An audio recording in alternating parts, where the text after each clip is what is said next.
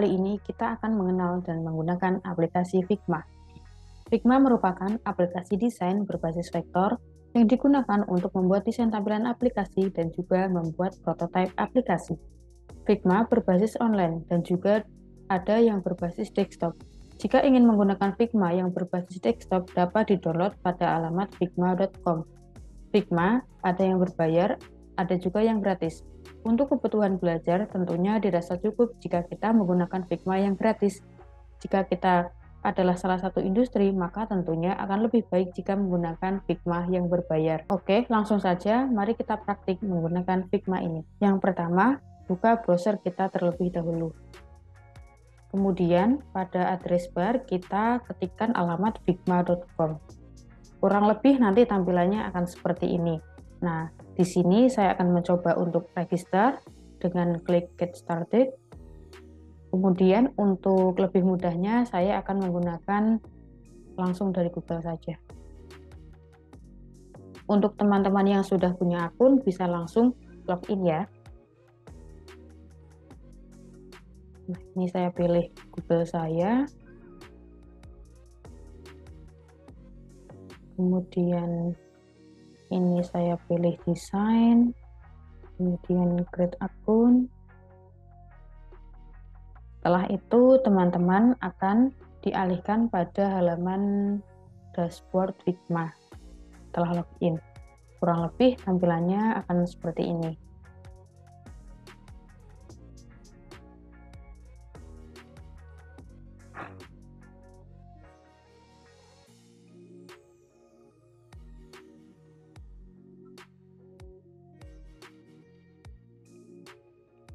Oh, ini bisa kita jadi starter aja. Ini kita masih yang starter. Kemudian selanjutnya get started. Nah, ini adalah tampilan dashboard dari Figma. Kemudian untuk membuat file baru itu ada kita klik new design file.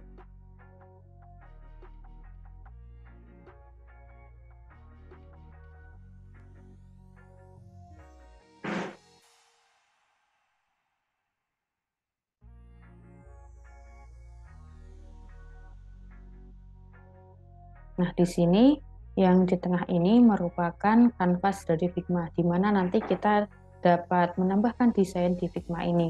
Kemudian pada kiri atas ini namanya adalah toolbar dari Figma. Yang pertama ada Move Tools yang digunakan untuk memindahkan dan juga mengatur skala layer. Ini untuk memindahkan, kemudian ini untuk mengatur skala layernya. Yang kedua adalah Frame Tools.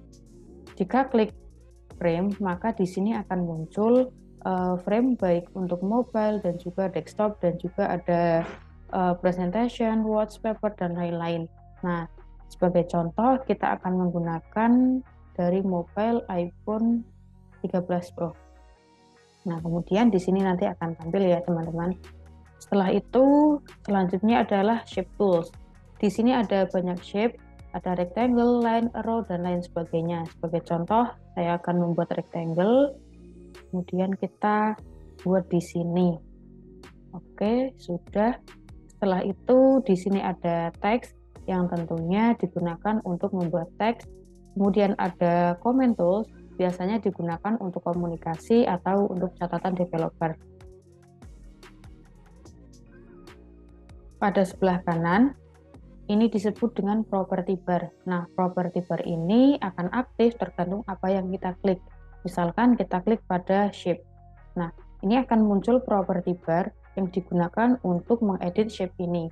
Begitu pula ketika kita mengeklik frame, ini akan muncul property bar yang digunakan untuk mengedit frame ini. Oke, selanjutnya saya hapus dulu. Sekarang kita akan membuat grid pada frame. Nah, caranya adalah klik pada frame-nya, kemudian klik layout grid. Setelah itu pada ini diklik, terus kemudian kita bisa memilih gridnya itu berupa kolom ataupun row. Nah, di sini saya contohkan menggunakan kolom. Count ini adalah jumlah kolomnya. Saya isikan 4.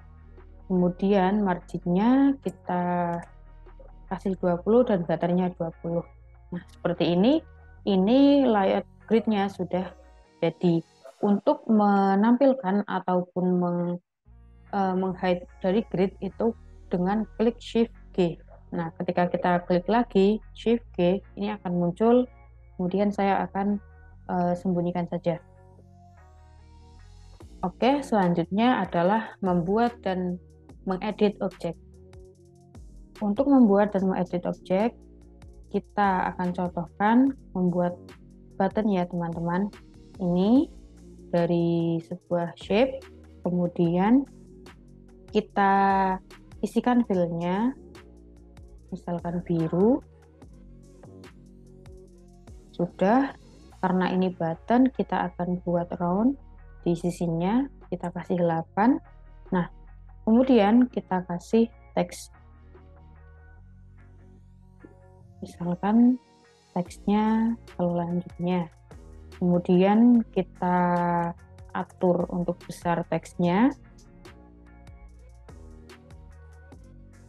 Nah, setelah itu kita juga bisa memilih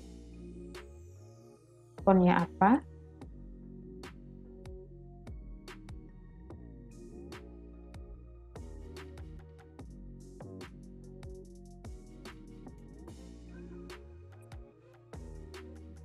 Kita akan menggunakan font Poppin misalnya.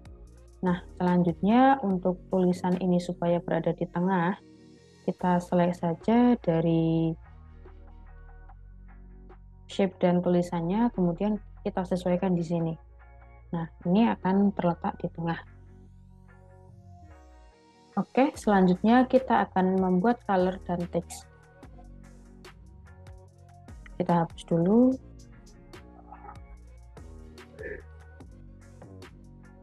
Membuat color ini akan mempermudah kita ketika nanti kita mendesain. Oke, langsung saja saya buat warnanya dulu. Di sini saya contohkan 3 warna saja. Yang pertama ini kita kasih warnanya merah. Kemudian yang kedua kita kasih warna biru. Dan yang ketiga kita kasih warna kuning.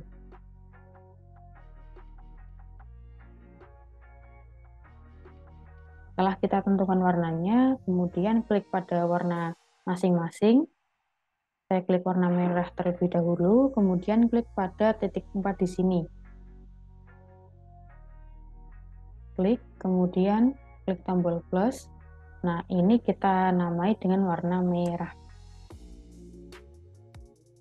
Selanjutnya, pada warna biru, klik juga, klik pada icon titik 4, create style, kemudian kita namai dengan nama biru.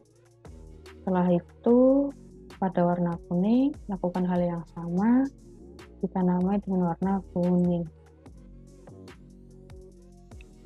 Oke, kalau kita klik di luar dari frame, ini akan muncul yang telah kita buat tadi. Ada merah, biru, dan juga kuning.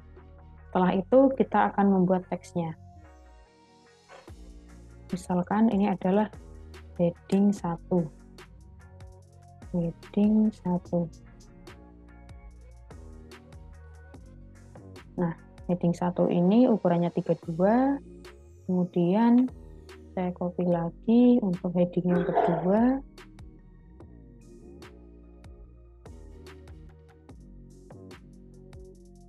Misalkan ini 28, kemudian heading yang ketiga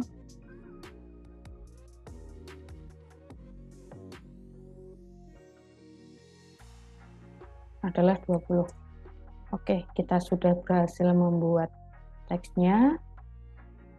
Kemudian klik pada teks pertama, klik titik 4, kemudian klik tambah dan kita namai juga. Misalkan heading 1.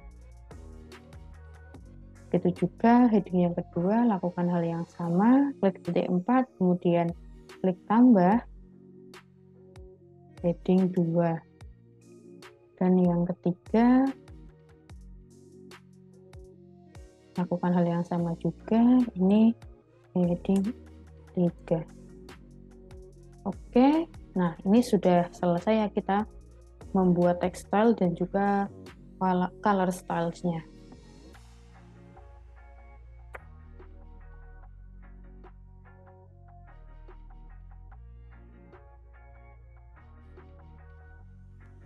Selanjutnya kita akan membuat komponen. Komponen ini sangat berfungsi ketika kita sudah mempunyai banyak layer.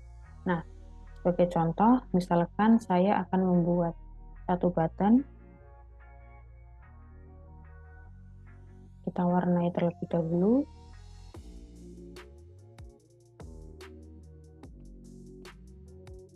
Kita kasih 8 untuk kaunnya.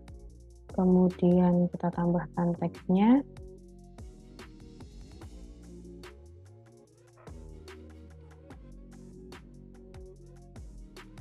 Ini kita kasih heading 2.